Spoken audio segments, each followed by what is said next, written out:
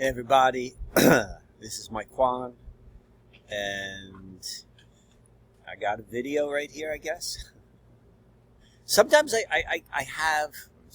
lot of the times, I have slides prepared as like an outline of what I'm going to talk about, and sometimes I don't.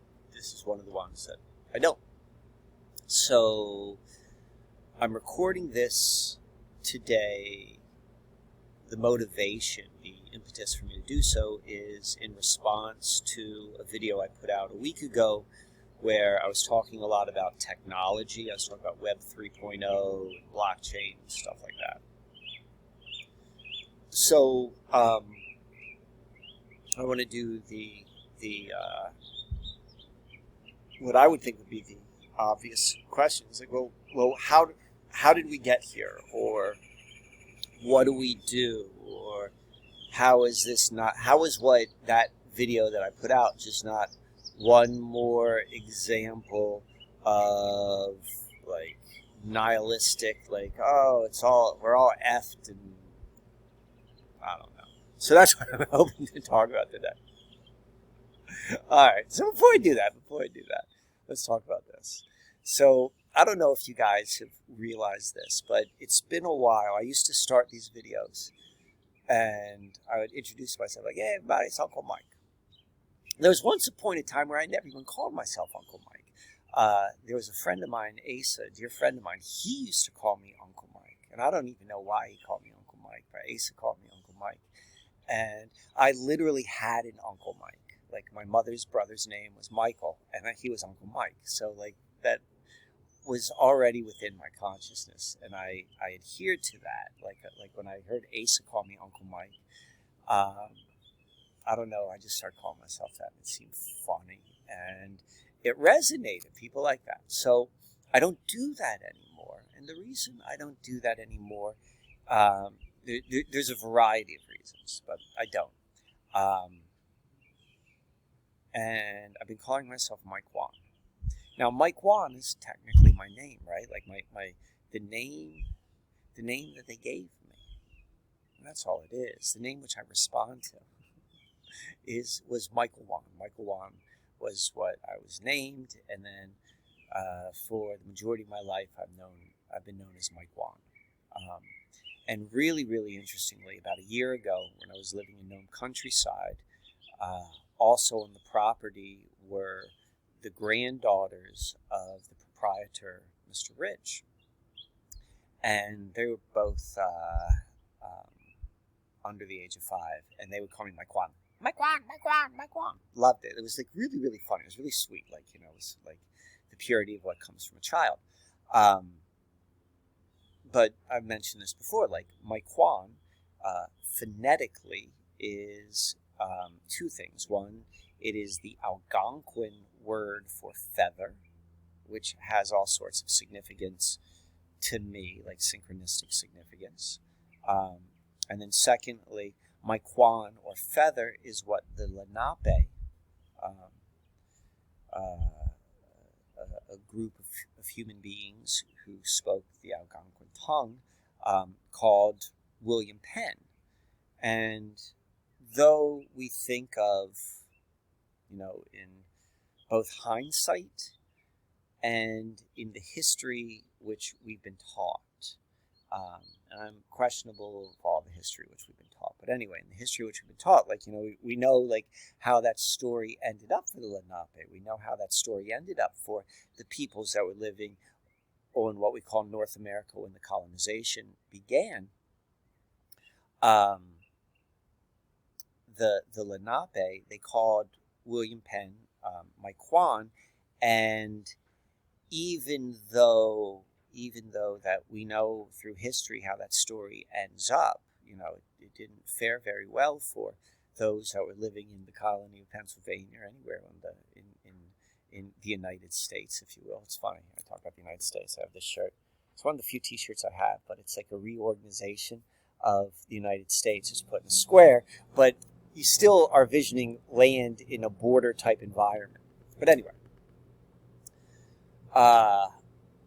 William Penn was always, even after the fact, thought of as a true friend to the Lenape people. Now, though he may have been used, and there may have been people who came behind him who went against the agreements and the promises William Penn had made, but he, for the most part, he's not thought of necessarily as like a double crosser. Double crosser. Who double crossers? Those are the Knights Templars. That's why they're double cross. But so Mike Kwan. So Mike Kwan is like, it's the feather, and then it's William Penn, who isn't just like with the Lenape. William Penn as an individual had been involved with a lot of groups of people whom he was not an insider with, technically, but due to the authenticity and transparency of his character, like, he was accepted. He was accepted within a lot of groups. And so anyway, so like that's a value of mine. And so to be able to say, like, I'm Mike Kwan, is to me is it's a double fun thing for me to do. It was fun for me to be Uncle Mike until, like, Uncle Mike, I didn't want to be that anymore. The fact that Mike Kwan is an Algonquin word, and I'm not an Algonquin speaker. Like, I don't have native blood in me. Side note: so I'm staying in this house. This is my sister's house. And it's actually the home of her husband, her second husband, and she moved in. I'm house sitting for them. He's away on sabbatical. He has on his desk, which I saw he had from the Bureau of Indian Affairs, like the card that shows that he is 5/128. I forget which tribe, but he's native. But I don't have that, and I'm going to call myself Mike Kwan. And in the contemporariness of our culture, the idea of someone who looks like me on the surface, right? Like, I'm like a middle-aged white dude, like, who is the primary bad guy in most of our cultural tales right now, to then go and appropriate another culture by using another culture's word and, like, saying, like, that's my name. Like, people do that all the time. I think that's kind of silly. I call myself Mike Kwan or Uncle Mike, but like, people, like, they're like, oh, I'm now, like, this is my new name, because names are, on a certain level, are silly. On a certain level, like, understanding your name is really, really important. But anyway, by me calling myself Mike Kwan, and me calling myself Mike Kwan, knowing it's an Algonquin word, and I ain't Algonquin, and I know that's going to really, really, at least in theory, like, give justification to rub someone the wrong way, because I am the middle-aged white guy, but my name really is Mike Kwan, and so they can't get angry. And that to me is part of, like, what's sometimes been referred to as the cosmic joke. There's built into the nature, the fabric of our realm, is all types of irony. So anyway, I don't even remember what I'm going to be talking about today, but I want to tell that story. So, okay, now I remember. Okay. Here we are. We're in the situation. Web 3.0. Like, I mean, theoretically, it's already in play. I don't know. Like, I mean, all this stuff is in play. We live in this world. How do you stop it? How did we get here? We got here because collectively, our consciousness is not grounded in reality. Our consciousness is not grounded in reality. And because our consciousness is not grounded in reality, then it is easy to be brought anywhere. It is easy to be sold anything, because consciousness is not grounded in reality. So let me go unpack that. So when I say reality, I mean something that is knowable and something that is objective. I'm not necessarily saying that what's knowable and objective is the end all. I'm just saying, like, this is what's knowable and objective. What's behind it, we are not going to be able to necessarily agree upon, and maybe it's a little bit more subjective, but this is knowable, and this is reality. This is grounded in reality, like physical, material, measurable reality. I'm not saying that measurable, this is the whole thing with scientism, right? Scientism is saying that measurable reality is all there is. I'm not saying that. I'm saying measurable reality is where we begin and where we ground ourselves so that when we step beyond it, we at least have a point of reference. So, okay.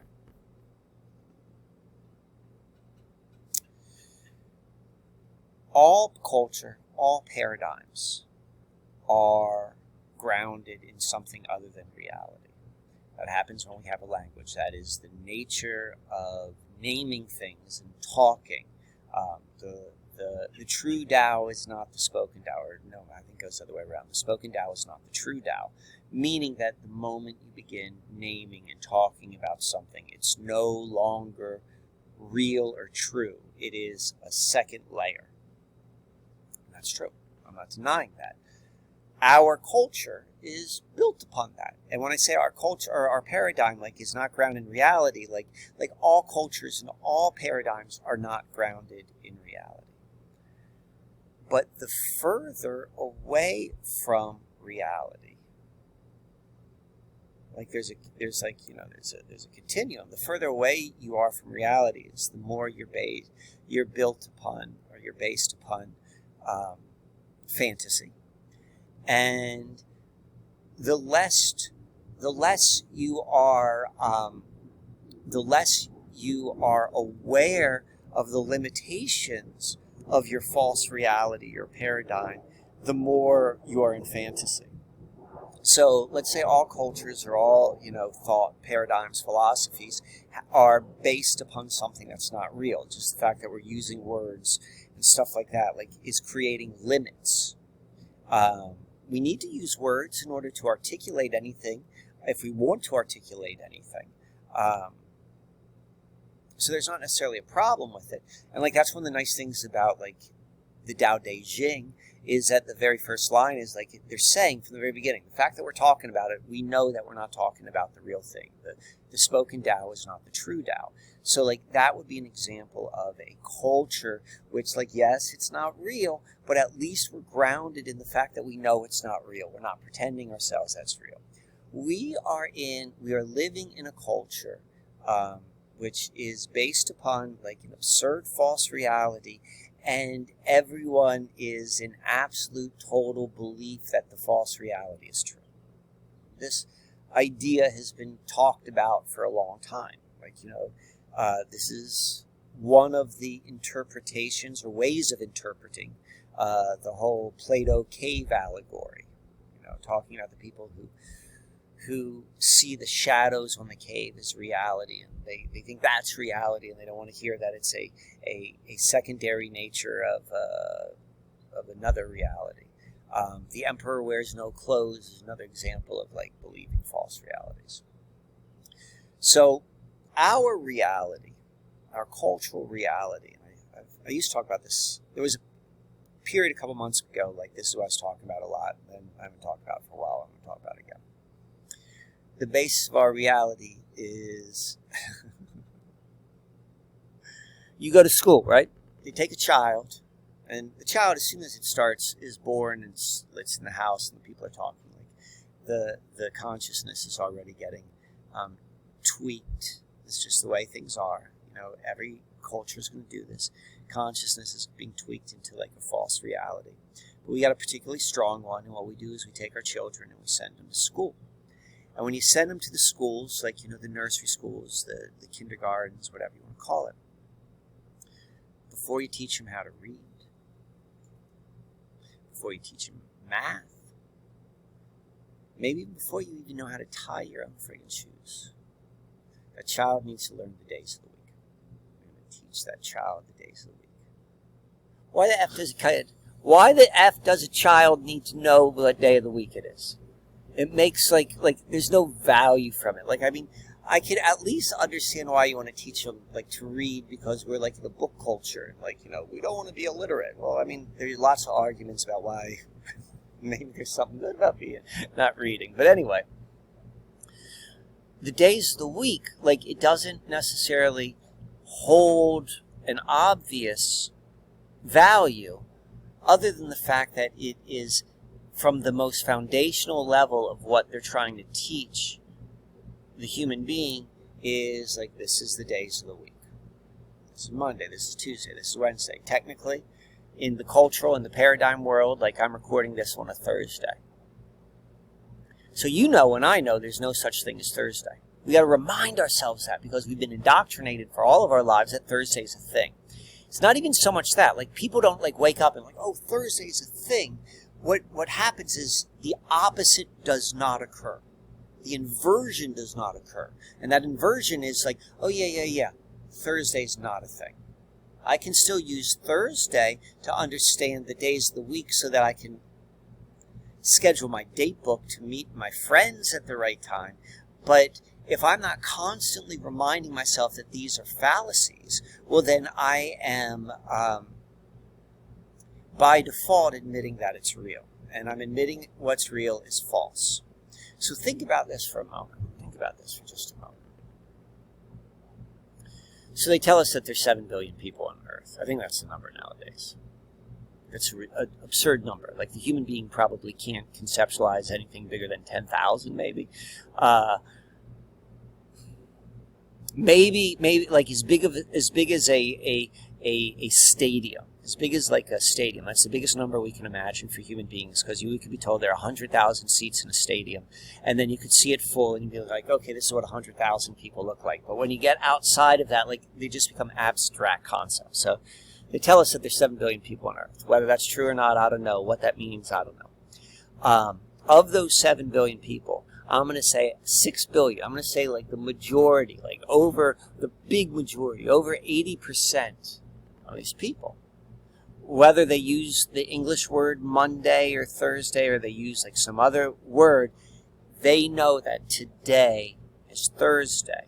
They know that today is 2 days before Saturday, and Saturday and Sunday are the weekend, and the weekend is bank holidays. They may call them something different, but there is this false rhythm, the 7-count rhythm. Everything is done on the 7 count in our realm. Like, you know, the seven colors, primarily the 7 colors, which we see Roy G. Biv. The 7 notes, do, re, mi, fa, sol, la, ti. 7 days of the week, 7. The Bible, they tell you that the world was created in 7 days. Probably where 7 comes from, why they're grounding it, and I think this is just an anchoring technique. It's because there's 7 observable heavenly bodies: Sun, Moon, Mercury, Venus, Mars, Jupiter, and Saturn. There are other planets, but you can't see them without aid to the eye. And they're just linking this 7 into that. I don't know if there's necessarily anything intrinsically true about the 7. We could divide our colors into more than 7. We can divide our notes into more than 7. We can divide our weeks into more than 7, but we use 7. And we picture time in a day count, a 7-day count. And each one of these days then is also linked, right? Monday, Moon Day, Saturn Day, Sunday, and so forth. It doesn't exist. That 7 count does not exist in actual reality. It only exists within the concept. What is real is sunrise. Sunrise is real. Sunset is real. High noon is real. Midnight's not real. Midnight is not real. Solstice is real. You can measure the solstice. Full moon is real. New moon is real. Equinoxes are real. Those are real ways we can measure time that way. We can't measure time in the way which they're telling us, like whether that's by the hour, we can kind of guesstimate it, but particularly the days of the week. So the first thing which they're teaching everyone before they know how to read, before they know how to do math, they're teaching them the days of the week. They're teaching them that basic rhythm, that count, that 7-day count. Right now, we got 80%. We got, let's say, 6 billion people on Earth. Whatever, whomever, whatever that is. I don't know if there's 6 billion people. We're going to go with that for right now. Every single one of those people is in eternal, internal agreement. There's no waver. There's no waver in their being that today's Saturday. There's no waver in their being that today is Thursday. Everyone knows that. Like, there might be waver in some of these people's being. Like, is there a God? Is there not a God? Is my partner faithful to me? Are these my real parents? Can I trust my friends? There could be wavering in all of these places in these people's lives. But there is no wavering in the fact that today is Thursday. Think about like what that is energetically, whatever that is, consciousness. Like, there is such firm commitment in the majority of human beings that this moment in time is defined as Thursday. And Thursday doesn't exist in reality. It only exists in paradigm. So we ask ourselves, like, well, how does all this stuff happen? Why are people like going along with this program, the internet, and like, or not? It's because they've already begun their outlook in reality, grounded on something that's not real, grounded on something that's not knowable. There are knowable ways of counting days, of knowing where you are in like day count cycles. Probably isn't a knowable with a year. Like, a year is a little, that's always going to be arbitrary. Maybe not, but like where you are in a solar cycle, that's knowable. Where you are in a lunar cycle, that's knowable. Days of the week, that's bullshit. And so we begin the human family. The majority of the human family is 100% committed to something that's not a lie. Well, that's not true. What is like objectively not true. So, all right. So I'll go wrap this up now. I'm beginning to create my next notebook. This is such a fun process for me. And I do this process because this is my way of reminding myself, the effort it takes to do this, of the days of the week aren't real, but I still need to use it. So this is my current notebook. And I love to show it off, because I put energy into this. I wrote this on the very top. Collapsing false timelines, making space for the meta paradigm shift, pink moon to new moon. And then I've got all this stuff written in here. Can you see this? This is what the sky looked like when I was born. Most people think of astrology as like a bunch of abstract stuff. Like, no, you can literally know like astrology from this level. It's true. So I begin everything with astrology, not because I believe in the Babylon storytelling, but I believe in the truth, what's knowable about it. Like where the planets are, there's knowable cycles. I've got my stuff in there. And then I have my year in the glance. So this is I probably have another 30 days left in this. So I'm beginning to set up my next one. This one I had the moon on the front, now I got the sun on the front.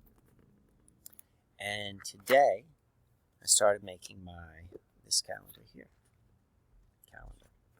The day tracking. So the day tracking is I put the lunar cycle in the calendar. So I understand the calendar by the lunar cycle. So my point of reference, I'm understanding the paradigm through the lens of reality as opposed to understanding reality through the lens of paradigm. Take a moment and think about that. That is the key of not getting caught. What is your point of reference? Is your point of reference paradigm, or is your point of reference knowable reality? So I'm starting that right now. Here to here. This is beginning on 12/12, what's coming up. This goes to June, and then I've already done the next 6 lunar cycles. I've already colored it in, so you're going to go and see what it's going to look like. It is this process. Like, it doesn't have to be done this way. But this is a process. If you don't have a process, a regular process, whether it's like every day, waking up, reminding yourself, like this is the new present moment, well, like, being present in reality. Like, I mean, this is what we've always known is like by being grounded in physical reality, by being grounded in our physical body, what we're feeling in our body, what's happening in our time, what's happening in our emotional space, all of that, like, not even to say like my physical body is like the end all be all, but it's my point of reference. Like I can feel textures or sensations in it. By just being aware of those sensations, I am outside of the abstract of mind, which is where all of the trickery occurs. So I'm going to wrap this up this way. So I'm here, I'm in this house, and I watched a program, a Tavistock Institute program known as Black Mirror. And in the most recent season, I don't know when it came out, it's the first time I've watched Black Mirror in years. It's called Joan is Awful. Two really interesting concepts that are being introduced in there. One is how AI and deep fake technology and snooping phones can create stories really, really quickly and like read the T's and C's and all that sort of stuff. But more interestingly to me was talking about layer upon layer of false reality. And you can be so deep in false reality, but false reality feels so friggin' real. And if you don't have a technique to coming back to like actual knowable, objective reality, well then you're at least opening yourself up to being tricked. And what does being tricked look like? We'll go see that last video I just talked about. Web 3.0 blockchain. How do you fall for that? Because you're not grounded in reality. So with that being said, my friends, this is my Quan. This computer which I'm on is about to run out of power. I'm very, very grateful that I was able to get it all in before it did. And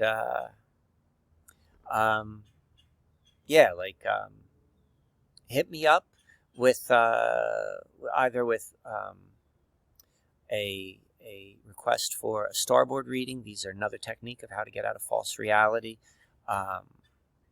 Any type of like one-on-one tutoring onto getting out of false reality, false time, anything like that. This is the stuff that sustains me. In 2 weeks, I'm not really certain where Chris and I are going to be, so like all the support helps. All right, take care, my friends.